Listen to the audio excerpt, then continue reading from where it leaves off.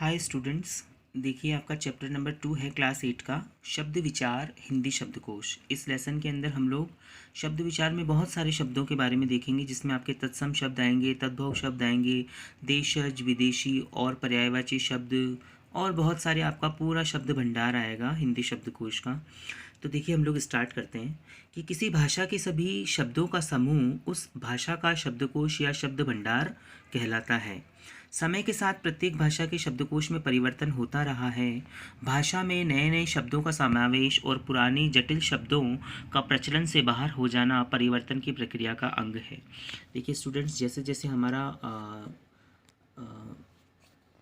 जैसे हमारा परिवेश बदलता है, हमारा ज़माना बदलता है, वैसे वैसे जितने भी हमारे शब्द हैं उनको और आसान से आसान बनाया जाता है। देखिए आपको यहाँ पे ये लाइन लिखी हुई है कि पुराने जटिल शब्दों का प्रचलन से बाहर हो जाना परिवर्तन की प्रक्रिया का अंग है।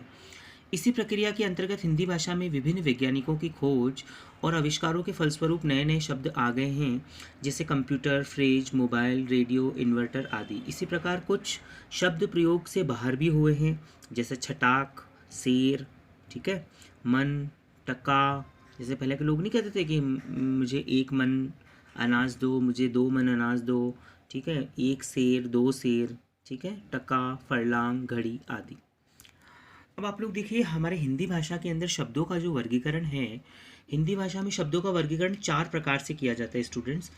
स्त्रोत के आधार पर, रचना के आधार पर, अर्थ के आधार पर और प्रयोग के आधार पर। हिंदी भाषा के अंदर बच्चों शब्दों का वर्गीकरण 4 तरीके से किया जाता है। स्त्रोत के आधार पर कि वो कहाँ से, उनका स्त्रोत क्या है, उनका सोर्स क्या है। रचना के आधार पर, अर्थ के आधार पर और उनका प्रयोग के आधार पर। अब हम लोग देखेंगे सबसे पहले स्त्रोत के आधार पर। अब आप लोग देखिए स्टूडेंट्स, स्त्रोत के आधार पर शब्दों के 4 भेद होते हैं: तत्सम, तद्भव, देशज और विदेशी शब्द। तो हम सबसे पहले देखेंगे स्त्रोत के आधार पर शब्दों के 4 भेद होते हैं: तत्सम शब्द, तद्भव शब्द, देशज और विदेशी शब्द। तो सबसे पहले डियर स्टूडेंट्स देखिए, आप लोग यहाँ पर आपको तत्सम शब्द दे रखे हैं। अब आप लोग तत्सम शब्द को ध्यान से समझना। सर जो बोलेंगे कि जो शब्द संस्कृत से हिंदी में आए हैं और अपने मूल रूप में प्रयुक्त हुए हैं, तत्सम शब्द कहलाते हैं। मतलब क्या हुआ कि हम, आप इसको ये देखिए कि हमारे देश, हमारे पूरे संसार के अंदर जो सबसे पहले एक भाषा आई थी, जिसे हम लोग ये कहते हैं कि संस्कृत हमारी सबसे प्राचीन भाषा है। तो अगर हम लोग ये मानते हैं कि संस्कृत हमारी सबसे प्राचीन भाषा है, तो जो शब्द संस्कृत से, अभी हमारी मातृभाषा, हमारी राष्ट्रभाषा हिंदी है, तो संस्कृत से ऐसे शब्द जो हिंदी के अंदर आए हैं लेकिन उनके मूल रूप में कोई परिवर्तन नहीं हुआ, वो एज इट इज़ मूल रूप में ही प्रयुक्त हो गए, उन्हें तत्सम शब्द कहते हैं। जैसे आपको यहाँ पे बहुत सारे तत्सम शब्द है, देखिए अक्षर, ये संस्कृत का ही शब्द है जो हिंदी में भी एज इट इज़ दिया गया। अधीन, आक्रमण, कनिष्ठ, दक्षिण। अब देखिए सर आपको ये पूरी वीडियो में दिखा रहे हैं, ये आप लोग इनको ध्यान से पढ़िएगा, ये सारे तत्सम शब्द हैं। ओके, अब देखिए सर आपको अपने खुद के कोई नोट्स बने हुए हैं, उसके अंदर से आपको सर एक तत्सम और तद्भव को एक बार और एक्सप्लेन करेंगे। देखिए स्टूडेंट, तत्सम का मतलब क्या होता है? तत्सम का मतलब होता है तत् प्लस सम, जिसका अर्थ होता है इसके समान या उसके समान। तत्सम शब्द के अगर हम लोग टुकड़े करें, संधि विच्छेद करें, तो तत्सम शब्द का संधि विच्छेद हो जाएगा, या उसके टुकड़े होते हैं तत् प्लस सम, जिसका अर्थ क्या होता है? उसके समान। अतः तत्सम शब्द क्या होते हैं? अतः संस्कृत के वे शब्द जो हिंदी में ज्यों के त्यों प्रयोग होते हैं, उन्हें तत्सम शब्द कहा जाता है। मतलब तत्सम शब्द वो शब्द होते हैं जो संस्कृत भाषा के हैं, लेकिन उनको हिंदी भाषा में जब हमने ले लिया तो वो ज्यों के त्यों प्रयोग हो गए, उन्हें हम लोग तत्सम शब्द कहते हैं। जैसे देखिए आप लोग यहाँ पे सर आपको बता रहे हैं, अटालिक एक तत्सम शब्द है, उष्ट्र एक तत्सम शब्द है, कर्ण एक तत्सम शब्द है, चंद्र, अग्नि, गर्दभ, क्षेत्र आदि, ये सब तत्सम शब्द हुए। आपको अच्छे से समझ में आया होगा। अब आप लोग देखिए तद्भव शब्द। तो देखिए स्टूडेंट्स, संस्कृत के वे शब्द जिनका हिंदी में परिवर्तित रूप प्रयुक्त होता है तद्भव शब्द कहलाते हैं। यानी संस्कृत भाषा के शब्द हैं, लेकिन हिंदी में उनको जब हिंदी भाषा में जब उन शब्दों को लिया गया तो उनका रूप परिवर्तन कर दिया गया, ताकि लोगों को समझने में भी आसानी हो और उनको बोलने में भी आसानी हो, तो वो शब्द तद्भव शब्द कहलाते हैं। जैसे आप लोग देखो, अगम, तो हमने तद्भव शब्द है अगम, और तत्सम क्या था पहले उसका, अगम्य। तद्भव शब्द है अंधेरा। अब देखो, अंधेरा बोलने में बहुत इजी है, जबकि तत्सम शब्द है अंधकार। अचरज, तो तत्सम शब्द है आश्चर्य। देखो स्टूडेंट्स, आप लोग इनको सारे शब्दों को आप पढ़ेंगे एक बार, ओके।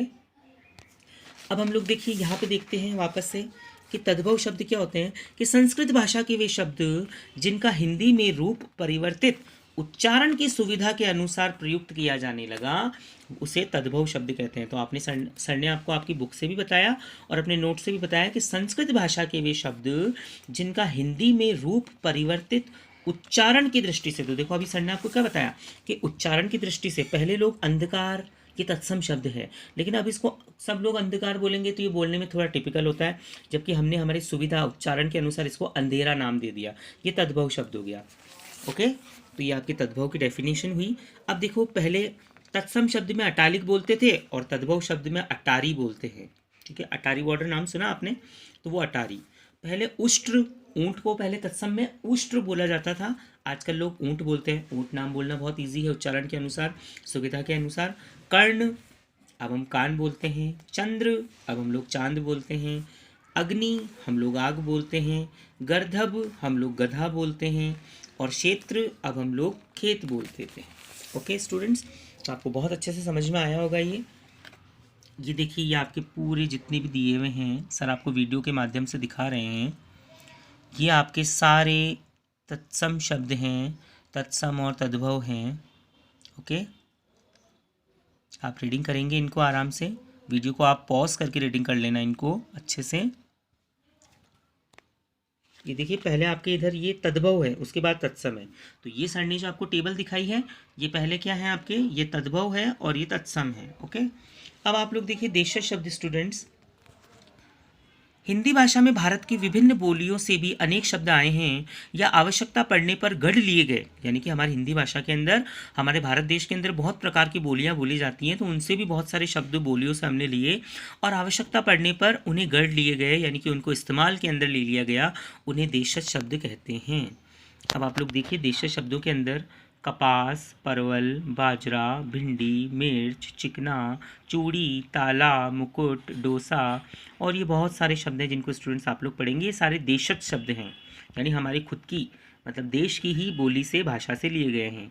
उसके अलावा देखिए स्टूडेंट्स, आपके जो विदेशी शब्द होते हैं, नाम से ही पता चल रहा है आपको, हिंदी भाषा में विदेशी भाषाओं से भी कुछ शब्द लिए गए हैं, उन्हें विदेशी शब्द कहा जाता है। अब देखो, विदेशी भाषा अलग अलग प्रकार की होती है, साथ में एज वेल एज देखिए आप लोग विदेशी भाषा में अरबी भाषा से कुछ शब्द लिए गए हैं। तो अरबी भाषा के अंदर देखिए असर, अभी हम लोग जो शब्द बोलते हैं कभी कभी, ये अरबी भाषा के शब्द हैं। असर, इरादा, इशारा, ईमान, किताब, एहसान, ख़त्म, जीला, ये सब अरबी भाषा के शब्द हैं जिनको हमारी इस हिंदी भाषा के अंदर ले लिए गए हैं। फ़ारसी शब्द हैं अगर, आबरू, आफत, आमदनी, आवारा, आसमान, और आके आप सब लोग पढ़ेंगे इनको, ये सब फ़ारसी शब्द हैं। तुर्किस्तान, टर्की, जिसे आज हम लोग, पहले तुर्की बोलते थे, आज हम लोग इनको टर्की जो कंट्री है, तो तुर्की शब्द हैं काबू, कैंची, खंजर, चाकू, चेचक, चम्मच, तोप, दरोगा, बारूद, बहादुर, लाश, सराय आदि, ये सब तुर्की भाषा के शब्द हैं। स्टूडेंट्स, अगर सर आप लोगों को पूछें कि टर्की एक देश है, टर्की का कैपिटल क्या है, ढूंढना आप लोग। टर्की जो देश है उसका कैपिटल क्या है, आई थिंक इस्तांबुल है, आप लोग और ढूंढिएगा गूगल के ऊपर। अब आप लोग देखिए अंग्रेजी के शब्द, अंग्रेजी भाषा तो आप पढ़ते ही हैं, जैसे अंग्रेजी भाषा के शब्द हमने कौन कौन से इस्तेमाल करना शुरू कर दिया, appeal, officer, operation, engine, court, court, जज, पैंट, ठीक है, ये है पैंट, और ये है पेंट, पेंसिल, वोट, नोट, और देखिए बहुत सारे शब्द आपको दे रखे हैं स्टूडेंट्स यहाँ पे, तो ये सारे शब्दों को आप लोग देखेंगे इनको, और एक बार इस वीडियो को आप लोग 2 बार और देखेंगे ताकि आपको तत्सम और तद्भव शब्दों के अंदर देशज विदेशी शब्दों के अंदर अंतर और अच्छे से स्पष्ट होगा।